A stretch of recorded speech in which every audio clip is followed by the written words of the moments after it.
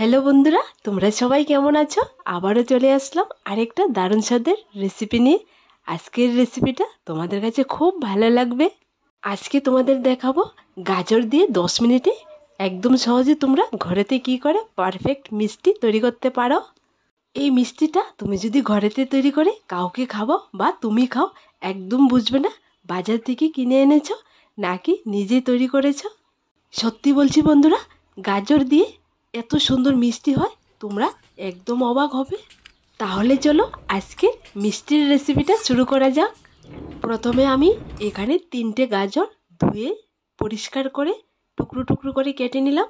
দেখো, এবার আমি ব্লেন্ডারে ব্লেন্ড করে নেব এই গাজরের টুকরোগুলোকে। এই শীতকালীন গাজরের মরশুমে সবাই গাজরের হালুয়া তৈরি করে খেয়েছো। তোমরা কি কেউ মিষ্টি বানিয়ে খেয়েছো? যদি না খেয়ে থাকো তাহলে আমার এই মিষ্টির রেসিপিটা দেখে আজই বানিয়ে নাও। দেখো বন্ধুরা, গাজরের টুকরোগুলো একদম মিহি করে ব্লেন্ড করে নিলাম। ঠিক এরকম করে তোমরা করে নেবে। এখানে আমি দুধ ছানা কোনো কিছুই দেব না, একদম সিম্পলভাবে তোমরা সহজে একবার দেখলে তৈরি করতে পারবে পারফেক্ট মিষ্টি। চুলোয় একটা প্যান বসিয়ে এর মধ্যে দিয়ে দিলাম ব্লেন্ড করা গাজর।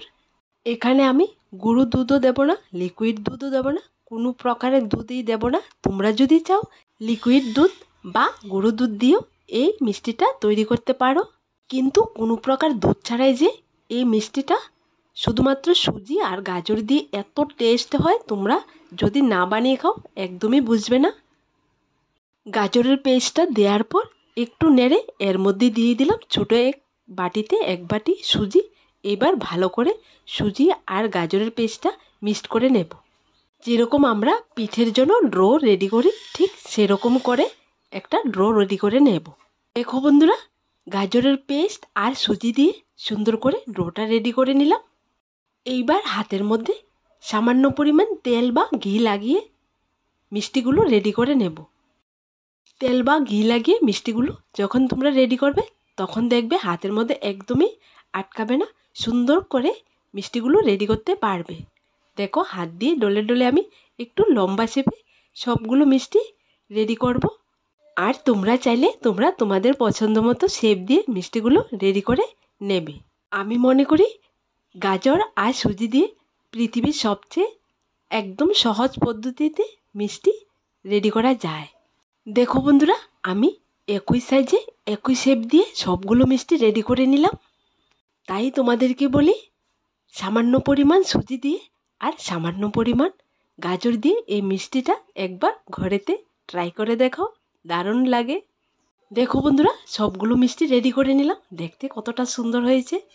এইবার মিষ্টিগুলোকে তেলের উপর ভেজে নেব। মিষ্টিগুলো ভাজার জন্য আগে থেকে চুলোয় একটা প্যান বসিয়ে রেখেছিলাম, প্যানটা গরম হয়ে গেছে। এবার আমি পরিমাণ মতো দিয়ে দিলাম সাদা তেল। তোমাদেরকে একটা কথা বলি বন্ধুরা, তোমরা যদি এই মিষ্টিগুলোকে কালো জাম মিষ্টি বানাতে চাও তাহলে বেশি পরিমাণে যদি ভাজি করো আর একটু কালো কালার করো, তাহলে কালো জাম মিষ্টিটাও তোমরা এই গাজর দিয়ে বানিয়ে নিতে পারবে। তেলটা যখন হালকা গরম হয়ে গেছে, এবার আমি একটা একটা করে সবগুলো মিষ্টি তেলের উপর দিয়ে দেব। সবগুলো মিষ্টি দেওয়া হয়ে গেলে চুলোর আঁচটাকে লো মিডিয়ামে রেখে উল্টিয়ে পাল্টে সামান্য গোল্ডেন ব্রাউন কালার করে মিষ্টিগুলো ভেজে নামিয়ে নেব। দেখো বন্ধুরা, মিষ্টিগুলোর এক সাইড হয়ে গেছে, আমি উল্টিয়ে দিচ্ছি। এইভাবে কয়েকবার উল্টিয়ে পাল্টে সুন্দর করে ভেজে নামাতে হবে, তাহলে দেখবে একদমই ভাঙবে না, দোকানের মতনই পারফেক্ট হবে। একবার যদি এই মিষ্টিগুলো বানিয়ে খাও তাহলে বাজার থেকে কিনে খাওয়ার আর মন চাইবে না, বারবার ইচ্ছে করবে এই মিষ্টিগুলো বানিয়ে খাওয়ার। আমার চ্যানেলের মধ্যে আমি যতগুলো রেসিপি শেয়ার করি তোমাদের জন্য, একদম কঠিনগুলো একদম সহজ করে আমি তোমাদের জন্য শেয়ার করি, যাতে করে তোমরা ঘরে থাকা সামান্য উপকরণ দিয়ে কম সময়ে স্বাদের স্বাদের রেসিপিগুলো বাড়িতে বানিয়ে খেতে পারো। তোমরা যারা আমার রেসিপিগুলো সবসময় দেখো, তোমরা হয়তো বুঝতে পারবে কঠিনটাকে আমি একদম সহজ করে দেই। দেখো বন্ধুরা, মিষ্টিগুলো ভাজা হয়ে গেছে। এবার একটা একটা করে মিষ্টিগুলো নামিয়ে নেব। দেখো মিষ্টিগুলো কত সুন্দর করে ভাজা হয়েছে, একটা মিষ্টিও ভাঙেনি। মিষ্টিগুলো নামিয়ে এক সাইডে রেখে মিষ্টির জন্য শিরা তৈরি করে নেব। এখানে একটা চুলোর মধ্যে প্যান বসিয়ে দিলাম, এর মধ্যে দিয়ে দিলাম 2 কাপ পানি। দেখো বন্ধুরা, পানিটা দেওয়ার পর পানিটা ফুটে এসছে। এবার আমি দিয়ে দিলাম যে কাপে পানি দিয়েছি সেই কাপে 1 কাপ পরিমাণ চিনি। চিনিটা দেওয়ার পর এর মধ্যে দিয়ে দিলাম 4-5টা এলাচ থেতো করে আর 2 টুকরো দারচিনি। এইবার সব কিছু ভালো করে ফুটিয়ে নেব। মিষ্টির শিরাটা পাতলা থাকে, ঘন করতে হয় না। দেখো মিষ্টি শিরাটা একদমই রেডি। নামিয়ে ঠান্ডা করে নেব। দেখো বন্ধুরা, মিষ্টির শিরাটা নামিয়ে ঠান্ডা করে নিলাম। এবার আমি সবগুলো মিষ্টি শিরার ভিতর দিয়ে দেব। মিষ্টিগুলো শিরার মধ্যে দিয়ে 10 মিনিট রেখে দিলে দেখবে সবগুলো মিষ্টির ভেতরে শিরা ঢুকে যাবে আর একদম নরম তুলতুলা সফটি হবে। তো বন্ধুরা, আজকের আমার এই মিষ্টির রেসিপিটা তোমাদের কাছে কেমন লাগলো ছোট্ট একটা কমেন্টে লিখে জানাবে। দেখো বন্ধুরা, 10 মিনিট শিরার মধ্যে মিষ্টিটা রাখার পর অনেকটাই ফুলেছে, সবগুলো মিষ্টির ভেতরে শিরা ঢুকেছে।